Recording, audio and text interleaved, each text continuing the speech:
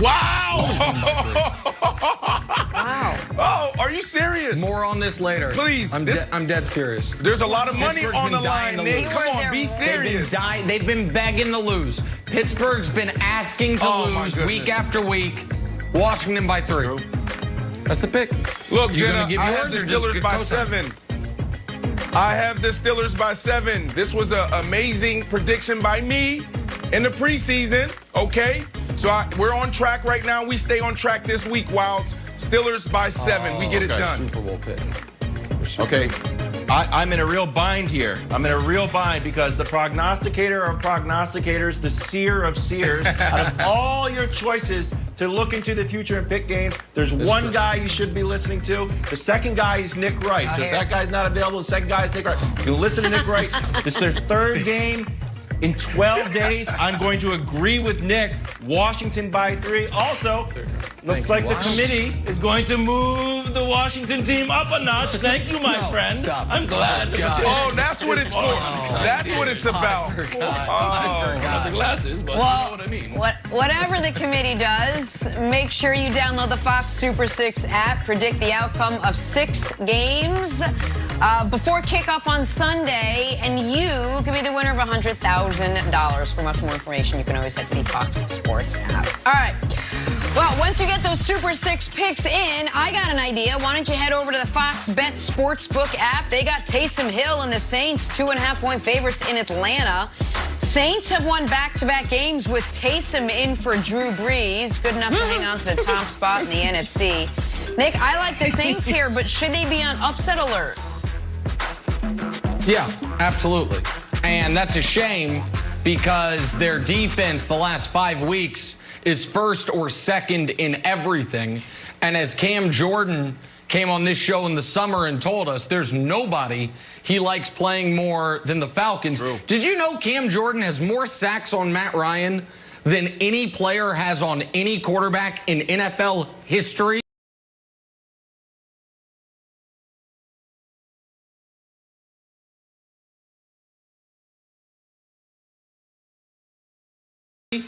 In fact, he has 7 sacks on Matt Ryan in their last 2 games. 2 games, 7 sacks. Wow. So one would think, well, the Saints should roll then. Unfortunately for the Saints, they're starting a tight end at quarterback. And unfortunately for the Saints, this is the 2nd time Raheem Morris and that Falcons team are going to get to see this tight end cosplay as a quarterback. And this is going to be the first time that on Monday morning after the game, folks are going to start saying, oh. So who you got? Yeah, they probably should go with Jameis. Oh, I have the Falcons. The Falcons are going to win.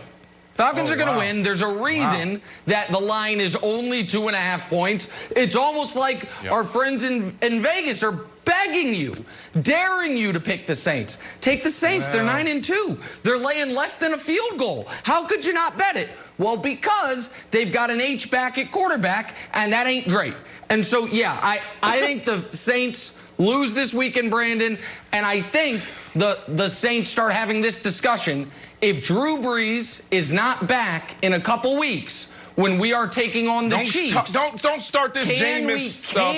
Don't start it. Can we run the risk of playing Taysom again, or do we need to move to Jameis to have a chance in that football game? Don't start That's what I this. think. He's just winning ball games. That's all Taysom is doing, just winning. That's all, Nick. You're not happy with winning. When you become a general manager, you have the potential to be a general manager of an NBA team and an NFL team. You could be the next guy to go from television to. You could do no. You probably have to. That is what I want to do. Sorry, Fox. You'll probably have to leave. One or the other. One or the other. So if you ever become a general manager, so it sounds like you won't be happy with winning. That's all Taysom Hill is doing. So look, I don't think you're far off, Nick. I think the Falcons are a really good team right now since Raheem Morris has taken over. The Saints should be on upset alert. And why? Because of the man I just talked about, Raheem Morris. Before him, they were 0-5. Now, they were showing signs of being a really good team, just had some bad breaks. But then, all of a sudden, they make the move. Now they're 4-2. They're 6th in scoring offense, 5th in scoring defense. This is a really good team. However, there's one man in New Orleans that's having his best year ever. And I was hard on him before the year started. And he is absolutely getting it done right now, Wiles. And that is Coach Sean Payton. It's almost reminiscent of last year's season, the Pittsburgh Steelers and Mike Tomlin, how he was able to galvanize that team no matter what adversity hit that locker room, and he was able to find a way to get the job done. Now, the Steelers went 8-8, but who would have thought after having quarterback after quarterback after quarterback go down that team would be in that position late in the season? The New Orleans Saints, man, they're playing great ball. Mike Thomas goes down. First game of the season. Drew Brees goes down. All this talk about who the Saints are. And now they're finding themselves with this type of record. Great job, Sean Payton. I think they get the job done this week, but it's going to be a close one. They should be on upset alert, Kevin. Yeah, so I think this is a statement game for Raheem Morris. Like you said, he's 4-2. Should really be 5-1. Because here are how many points. They've put up 40. Beat the Vikings. Then they lost to the Lions because they scored too many points. Remember, that was the Todd Gurley don't score. Like, I accidentally scored, end up losing the game. So that should actually be a win. And I know it's not official if you go on to NFL.com, but in the KevinWilds.com, if you look on my records, I have the Falcons penciled as a win there. So that's a win. Panthers, they put up 25. They put up 34 on the Broncos. Then last week, they put up 43 on the Raiders. The problem is, Nick, just like you said, 9 points against the Saints. So it's like, all right, first time seeing Taysom Hill. I'm still sort of a new coach. But now you get him again. So there's got to be, you can put up points on the board. You got to be, for Raheem Morris, I think we don't know what his future is going to be. If he can come out and beat the Saints and put up a lot of points so it's not just written off as like, you beat Taysom Hill. Like, no, you beat the Saints defense. I think this could be a signature win for him. Maybe he becomes the Falcons coach next year.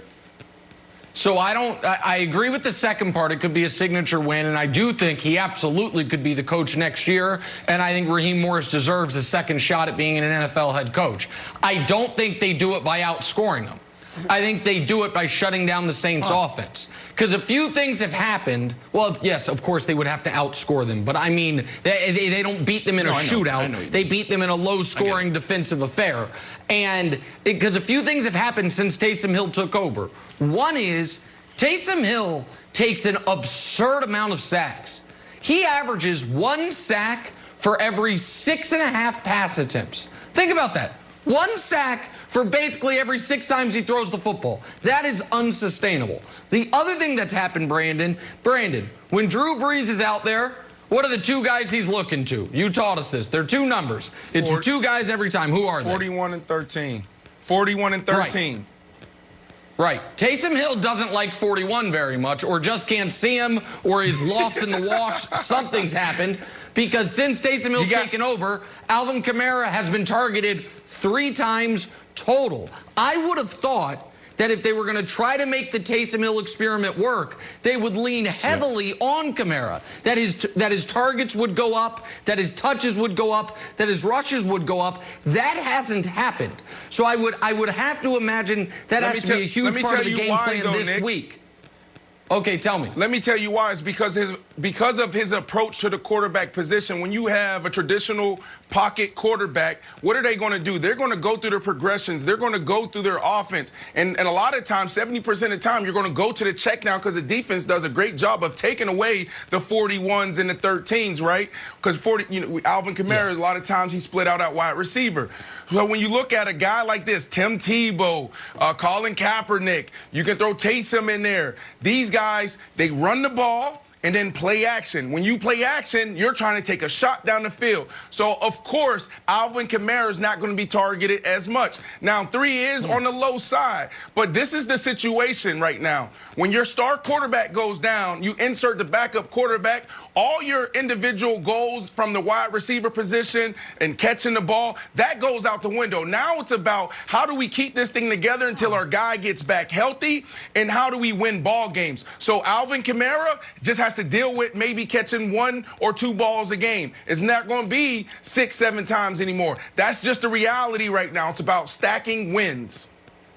Yeah, and for Kamara and those receivers, while their reception numbers might go down, their tackle numbers should go up. If they let Taysom Hill drop back a lot, they'll have opportunities on turnovers. So that'll be good for them in contract negotiation. That's good. I know you don't like me bringing up the Jameis part.